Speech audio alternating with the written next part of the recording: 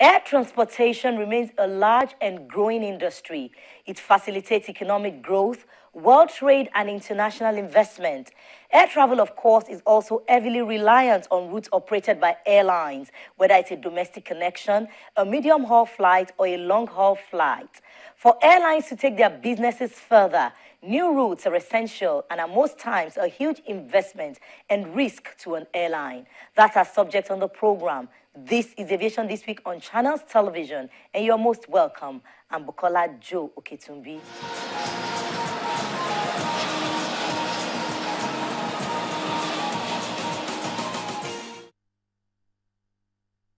On the home front, we take off with the Nigerian Civil Aviation Authority, the NCAA, inaugurating a national facilitation committee designed to improve the travel experience of air passengers in the country.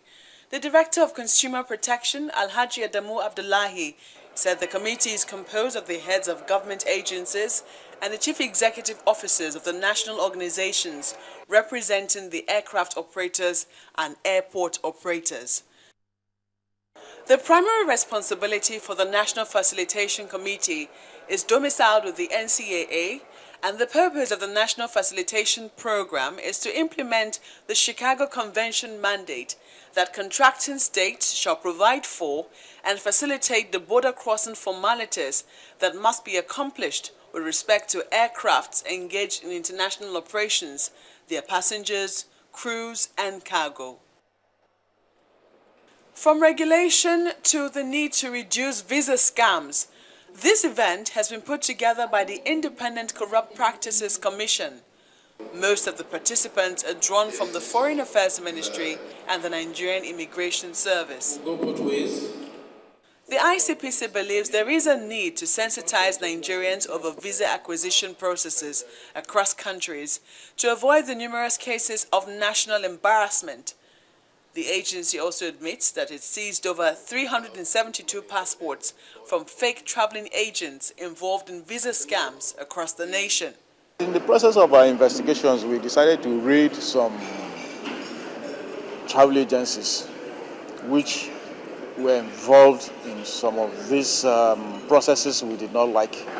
And so we collected over 300 passports from them. These are agencies who will tell you don't need to appear for a visa interview.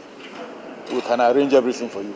If I just drop 1 million, we will arrange back statements, appointment letters, references, invitation letters, everything with our contacts in various embassies. So we've been tracking some of these places, and so we collected all these passports. Some of the applicants who dropped their passports did that ignorantly, so we give them benefit of doubt. Come and collect your passport, but quite a number of them seem to be scared. We have no problems with you. Collect your passports now that you know that it's illegal to use these processes. But you see, you'll be getting into more trouble when you now go and swear to an affidavit that my passport was stolen in my bag. And so, immigration, please give me a new international passport. Whereas you know that your passport was seized by ICPC. So you now leave one small problem and get into a bigger problem, and it continues like that. We are not going to prosecute you. If you know you have your passports that were seized, just come to us, explain a few details where you took it to, sign and collect your passport, and sin no more. These deficiencies led us into taking proper look and appraisal of how to tie individuals that commit these heinous crimes easily. And with the e-passport, we've done the following. We have a central database. So far, we have issued about 5.8 million passports since we started in 2007. I can say it here with emphasis that we have record of every person that has been issued passport in Nigeria. Tied to that, we have also done what we call advanced passenger travel system information. If you leave Nigeria using e-passport, I would be able to say you left at this time with this data. Recently, we've been inundated with issues from people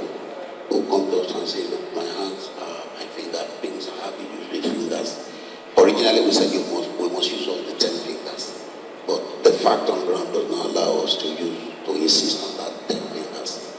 So the e-passport has been able to help us eliminate multiple acquisitions of passports. As soon as you apply for passport, whether you have had before or not, it goes to a database. It does some engine search. It can do 18,000 search in a minute to tell us, oh, there is a photo match, oh, there is a photo match. And the passport we have now is compliant with document 9303. It has, each passport has what you call public key certificate. All those who are signatories to ICAO on machine-readable travel document can access the information of every person who's been issued e-passport in Nigeria. And now to airline route development. Here in the conference room of Arik Air, senior management of the airline are seated. It's time to inform the public that the airline is breaking new ground, and it's nowhere else than Dubai in the United Arab Emirates. Arik Air secured her place. While Arik Air becomes the first Nigerian airline to offer a commercial service between Abuja and Dubai, the first flight on the new route is scheduled for Monday, July the 28th and will subsequently operate 5 times a week. The airline says it will be operating the Lagos-Abuja-Dubai with an Airbus A330-200, which is fitted to offer the very best of in-flight comfort and style. That's not all.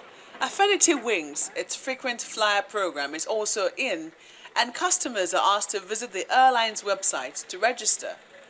The airline is promising to constantly enhance its service for travelers and guests, at the same time maintaining the highest safety standards.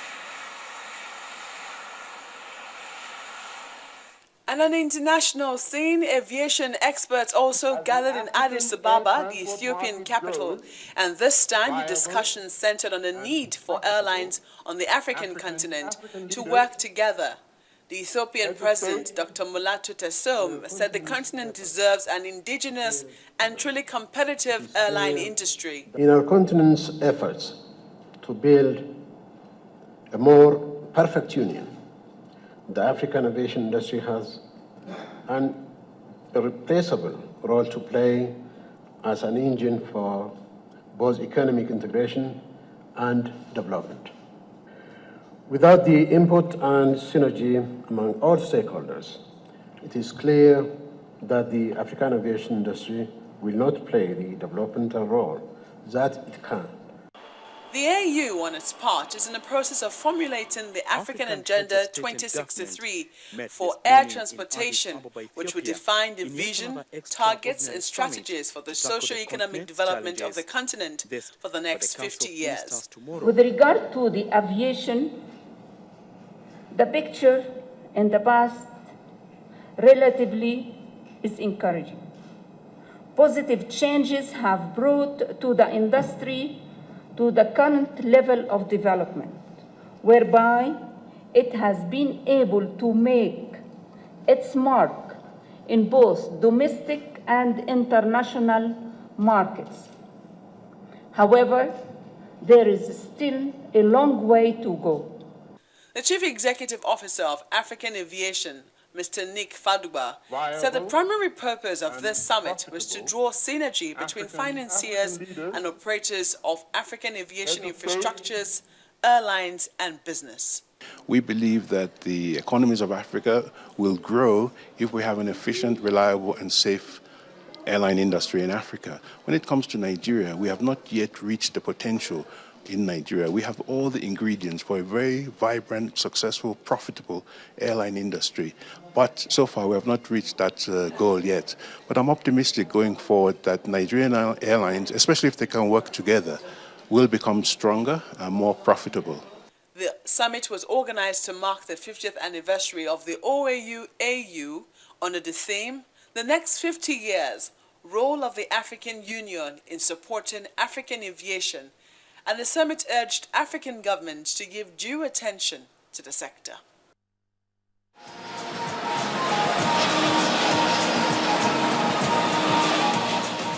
Aviation this week will pause here briefly and we'll be back shortly.